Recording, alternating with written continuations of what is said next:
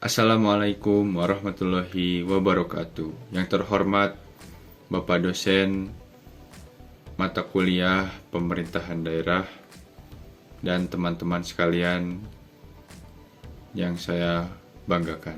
Pada kesempatan kali ini saya akan membahas tentang masa depan pemerintahan daerah. Yang pertama, ada tugas utama pemerintah memiliki 3 poin, yaitu peningkatan kesejahteraan masyarakat atau welfare state. Yang kedua, pelayanan publik atau public service. Yang ketiga, menjamin keamanan dan ketertiban. Kemudian, ada 2 tujuan utama penerapan kebijakan desentralisasi, ialah tujuan demokrasi dan tujuan kesejahteraan. Apa itu asas desentralisasi? Desentralisasi adalah asas penyelenggaraan pemerintahan yang dipertentangkan dengan sentralisasi. Desentralisasi menghasilkan pemerintahan lokal. Di sana terjadi adanya pembagian kewenangan serta tersedianya ruang gerak yang memadai untuk memakai kewenangan yang diberikan kepada unit pemerintah yang lebih rendah atau pemerintahan lokal. Merupakan perbedaan terpenting antara konsep desentralisasi dan sentralisasi. Namun, perbedaan konsep yang jelas ini menjadi remang-remang tatkala diterapkan dalam dinamika pemerintahan yang sebenarnya.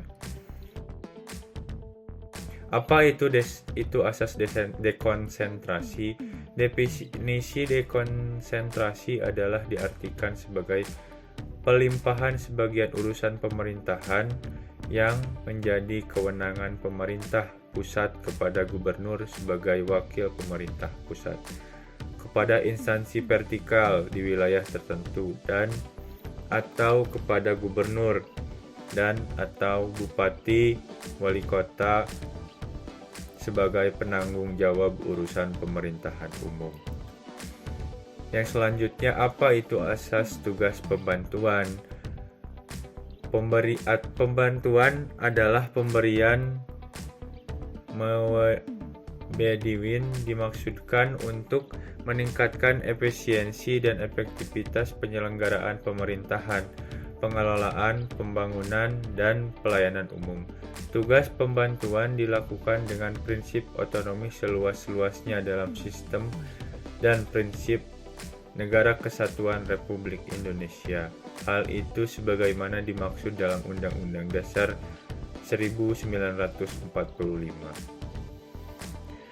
Menurut siklus teori Polybius, dari teori seorang Polybius ini, penulis dapat menarik beberapa kesimpulan bahwa dalam suatu hal yang buruknya selalu terdapat benih-benih kebaikan, namun tetaplah sebuah siklus lingkaran yang tidak pernah memuaskan keinginan manusia. Polybius juga adalah seorang yang membuat kerajaan Romawi kuno terkenal.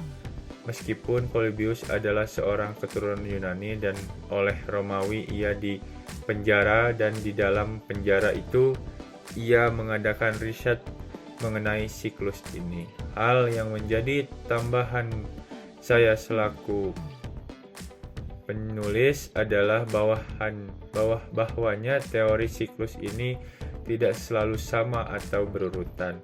Bisa jadi pemerintahan yang semula monarki menjadi demokrasi pada masa perubahan.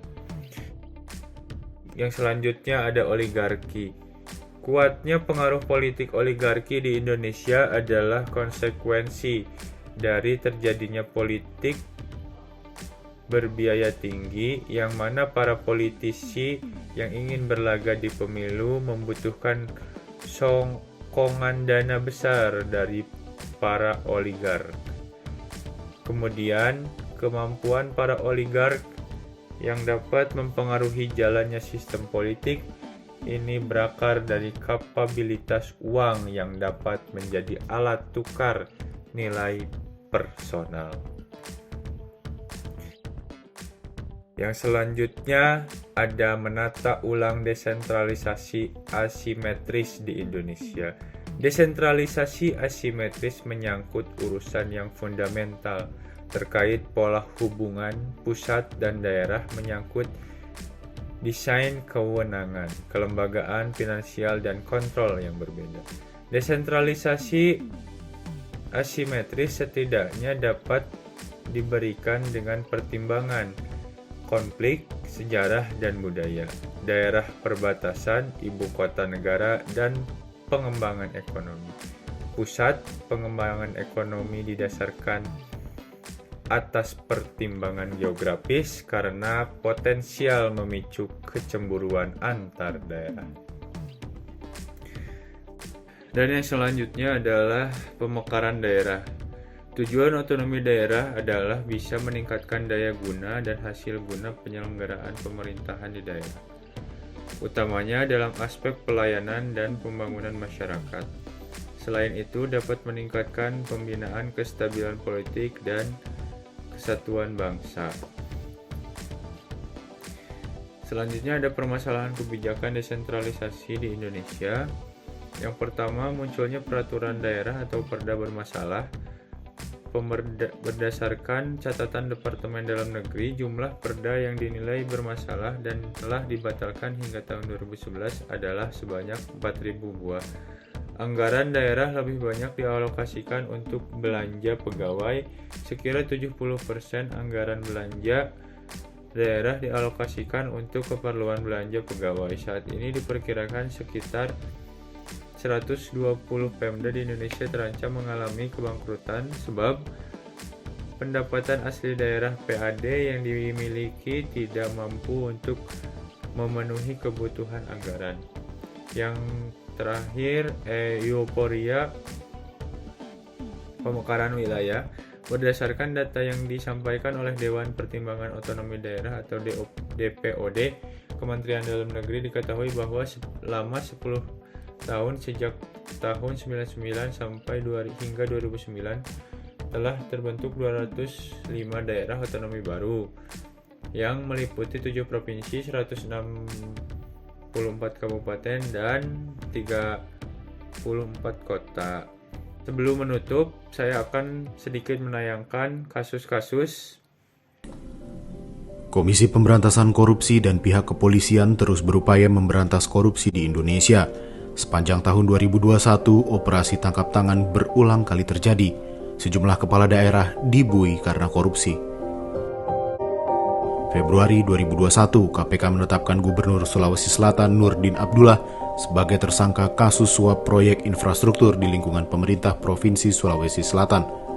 KPK menangkap 6 orang dalam operasi tangkap tangan di 3 lokasi di Sulawesi Selatan. KPK juga menetapkan 1 tersangka lain, yakni General Manager PT Adimulya Agro Lestari Sudarso. PT Adimulya Agro Lestari merupakan perusahaan perkebunan kelapa sawit di Kabupaten Kuantan Singingi yang diduga memberi suap kepada Bupati Kuansing untuk memuluskan perpanjangan izin hak guna usaha. Salah satu contoh teknologi untuk pemerintahan masa depan yaitu salah satu penerapan yang saya pilih ialah teknologi pertanian modern menggunakan drone semprot. Drone semprot ialah cara para petani mengadaptasi drone untuk alat kegiatan pertanian. Jadi ini merupakan salah satu teknologi agrikultur terkini. Manfaatnya bisa digunakan untuk menyemprotkan pupuk, pestisida, atau sampai pengawasan lahan tani bisa sesuai juga dengan yang dibutuhkan. Drone semprot Indonesia memang masih dibilang sedikit, namun jumlahnya selalu bertambah. Fungsi bukan cuma untuk persawahan, tapi bisa digunakan untuk lahan kebun perusahaan yang luasnya mencapai ratusan hektar. Ya, sebetulnya Mas, kalau lahan berapapun luasnya kita siap Mas. Seperti itu, apalagi kalau untuk koperasi, terus kemudian ya berhubungan dengan B2C sih Mas. Karena memang fokus utama kita sebetulnya itu ya ke B2C Mas. Kita tekankan ke situ dulu Mas. Jadi berapapun lahan kita bisa. Nah, sampai ratusan hektar nggak masalah? Nggak masalah Mas, nggak masalah. Tapi ya itu tadi mungkin nanti ya nggak mungkin bisa 1 hari ya Mas. Kalau ratusan mungkin mencar-mencar ya itu. Jadi beberapa hari dibagi karena emang nanti kan pertama kita ada mapping sebelum ini kan, sebelum kita lakukan eksekusi semprot kan ada mapping. Kesimpulannya adalah adanya asas desentralisasi yang memberikan kebebasan daerah untuk mengurus rumah tangga sendiri dengan tetap dibatasi merupakan konsekuensi mutlak dan wajar dalam negara kesatuan. Sebagaimana dalam negara kesatuan yang tidak menghendaki adanya negara dalam negara, untuk itu dalam menyelenggarakan otonomi daerah, asas desentralisasi ini juga dilengkapi dengan adanya asas dekonsentrasi dan tugas pembantuan yang menunjukkan masih adanya hubungan timbal balik antara pusat dan daerah yang melahirkan adanya hubungan kewenangan dan pengawasan. Terima kasih. Wassalamualaikum warahmatullahi wabarakatuh.